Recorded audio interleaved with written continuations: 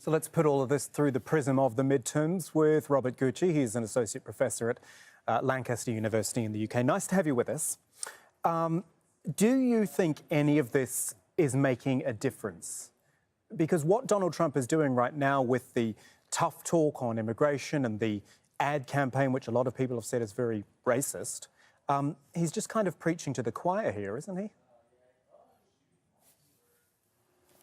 Well, you know, Donald Trump plays the short game a lot of the time. So even though this does really speak, this election does speak to the 2020 bid, he, as your previous speaker said, is excellent at bringing up the rhetoric. I mean, a lot of the things that he's speaking to are cultural challenges that American publics have been dealing with since before the 9/11 terrorist attacks. I mean, there was a lot of movement in conservative cultural change that got sidelined for another sort of racist approach, which was the war on terror. And what we're finding now is Trump finding great success in tapping into those salient issues of racism and xenophobic attitudes that have done quite well for him. I mean, he got his Supreme Court nominees, and especially this last one we saw, and a lot of that was based on forms of hatred. And so it's a quite successful campaign for him, unfortunately, but it's been successful. Yeah, and one of the things I find most intriguing about is that the caravan is nowhere near the United States in the moment and won't be for well over a month. But the way Donald Trump's talking and the way the right-wing media is talking in the US, you'd swear they were about to come pouring over the border tomorrow.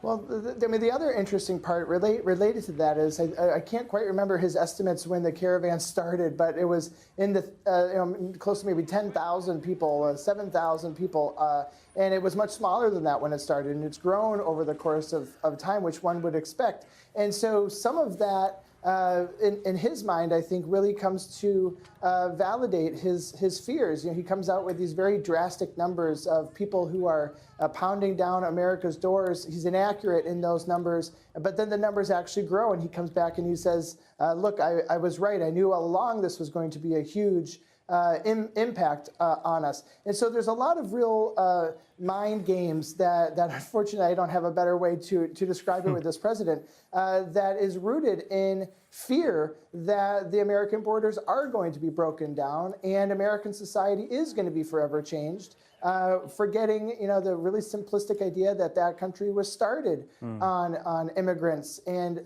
but that comment has really been set aside by people who want jobs for themselves, but seem to also not want to do certain types of jobs. It's a very confusing mentality that Trump really is good at speaking to. Just quickly, Robert, what's your feeling on the vote itself? The widely held view is that the Democrats would probably win back the House, maybe not by that much, and that the Senate may well stay in the hands of the Republicans. But then after the presidential election 2 years ago, I don't know really whether to believe any of this.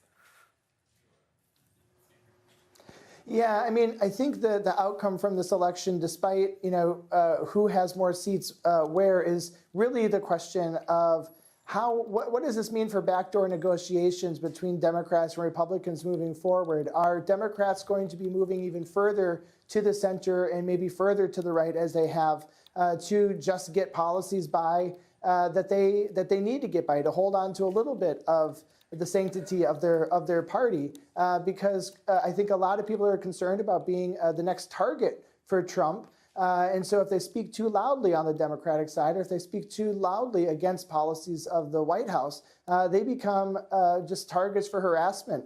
And so there's questions here about, no matter who wins what does that mean for the Democratic Party, putting forward a nominee that could actually be potentially damaging to Donald Trump's 2020 bid? And what is that? So what is the Democratic Party going to look like after this, even if they retain some control?